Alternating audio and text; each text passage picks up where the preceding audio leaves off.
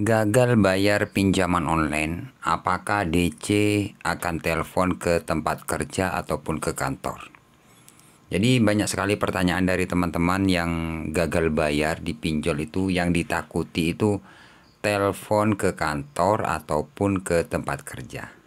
Nah, buat teman-teman yang saat ini telat bayar di pinjaman online apapun ya, nanti saya akan jelaskan tentang telepon ke kantor.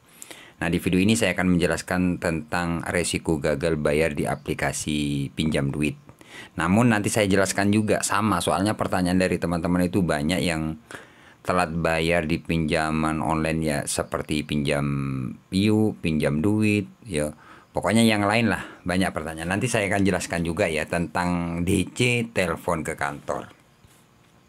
Oke, seperti biasa teman-teman ya, buat teman-teman yang saat ini terjerat di pinjaman online, yaitu pinjam duit, ya mungkin teman-teman sudah panik dan ketakutan karena diteror setiap hari ya. Apakah aplikasi pinjam duit ada di lapangannya, apakah sebar data? Oke, kita bahas teman-teman ya, karena di sini saya mempunyai aplikasi pinjam duit yang belum dibayar sudah lewat 4 bulan lebih.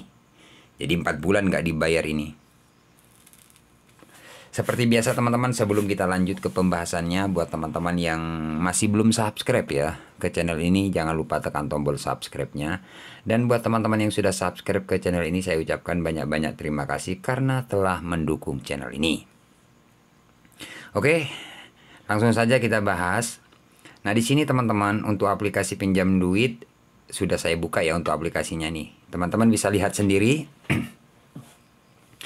Telat di 132 hari ya. Jadi 132 hari itu sekitar 4 bulan lebih ya. Hari. Total denda 2.035.000. Nah, di sini harus dibayar itu 6.444.000 sekian-sekian. Oke, kita coba cek seperti ini. Nah, di sini teman-teman ada 4 cicilan. Cicilan yang pertama 5 juta sekian-sekian, cicilan yang kedua 550, yang ketiga 550, dan yang keempat ya. Yang keempat masih belum telat, tinggal 1 juta ya. Bulan 12 nanti dia sudah telat. Nah, kalau kita total semua 4 cicilan ini totalnya 7.500.000 ya. Nah, tapi yang 1 juta masih belum telat, masih bulan 12. Tapi 3 cicilan ini sudah lewat. Total keseluruhan 7.500.000. Nah, banyak teman-teman yang bertanya, Bang, aplikasi pinjam duit apakah sebar data? Apakah menghubungi di luar kondar? Apakah nelpon ke kantor? Oke, untuk sebar data, yang pertama sebar data dulu ya. Untuk sebar data di aplikasi pinjam duit tidak ada. Ya, tidak ada yang namanya sebar data. Misalkan teman-teman telat 1 hari, 2 hari, apakah sebar data? Enggak. Sebar data enggak teman-teman. Cuman kalau teman-teman telat bayar, sudah pasti kalian akan diteror. Dengan cara-cara kalau Anda nggak bayar hari ini, terpaksa data Anda kami sebar. Misalkan sebar ke sosial media atau ke seluruh kontak, itu hanya nakut-nakuti. Itu hanya gertak-gertak kalian agar supaya kalian bayar. Ya, jadi teman-teman nggak usah takut, kuatin mental itu aja. Wah, masa mau disebar? Nggak bakalan.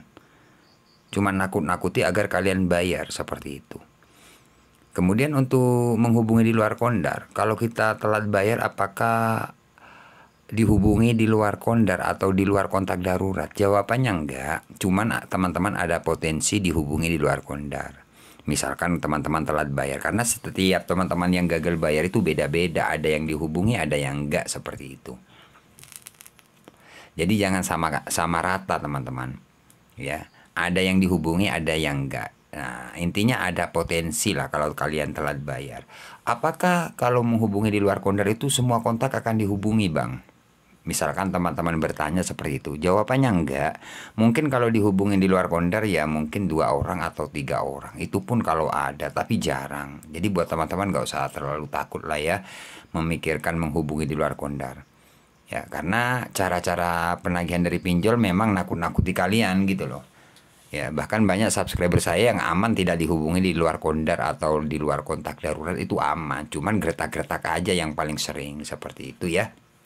Nah, jadi itu sebuah resiko teman-teman. Nah, kemudian untuk apakah kalau kita telat bayar di pinjol kantor ya, nomor kantor apakah dihubungi? Nah, ini tergantung teman-teman sebenarnya sih. Jadi misalkan teman-teman waktu pengajuan itu tidak mencantumkan nomor kantor kalian, nomor perusahaan kalian, itu tidak bakalan.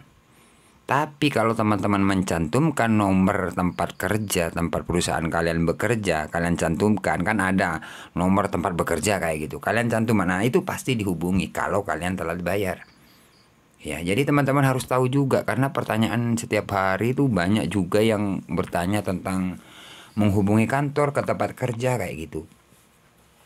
Jadi menghubungi di luar menghubungi tempat kerja itu teman-teman, kalau kalian mencantumkan, tapi kalau tidak mencantumkan tidak. Nah misalkan saya nggak mencantumkan bang, tapi nomornya saya asal-asalan, itu nggak bakalan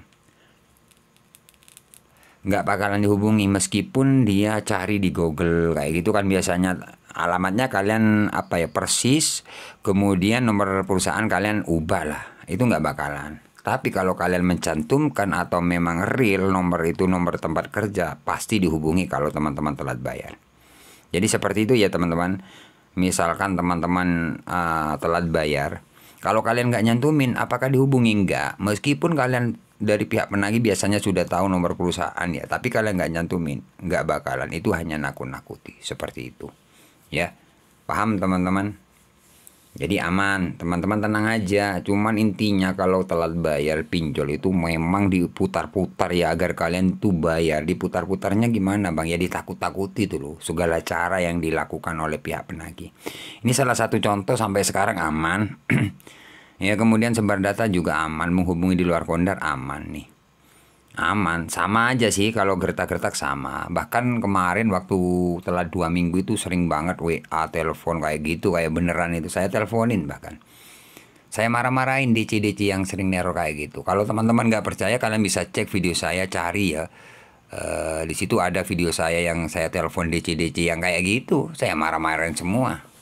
Ya, kalian ceklah video-video saya. Kalau nggak percaya, kalau saya dianggap wah hanya bicara aja, kalian cek di video saya. Banyak saya nelpon DC yang sering neror kayak gitu, saya teleponin. Ya, seperti itu. Nah, jadi ini aman. Kemudian untuk DC lapangan bang, gimana ini keterlambatan sudah 4 bulan. DC lapangan pinjam duit gak ada sih teman-teman. Makanya kalian bisa cek di video saya marah-marahin DC pinjam duit itu, saya marahin. Soalnya apa? Setiap telat bayar, posisi Anda di mana sekarang? Tim kami mau meluncur, tim kolektor, tim lapangan, waduh, kayak gitu-gitu terus pokoknya. Makanya teman-teman harus benar-benar kuat mental. Kalau kalian nggak kuat mental, kalian bisa belajar dari video-video saya, sering nonton video saya, mungkin teman-teman kuat mentalnya. Seperti itu ya. Coba kalian cari video saya yang sering telepon DC yang sering nero, saya teleponin loh teman-teman. Ya, kalian kalau nggak percaya cek lah ya video-video saya tentang DC itu. Saya marah-marahin, saya kerjain. Itu aman kok, nggak ada apa-apa ya. Jadi intinya gagal bayar di pinjol itu teman-teman harus kuat mental. Itu aja sih kalau dari saya pribadi. Oke teman-teman, terima kasih. Semoga video ini bermanfaat. Tunggu video-video selanjutnya dari channel Markas Pinjol. Saya akhiri untuk video kali ini. Assalamualaikum warahmatullahi wabarakatuh.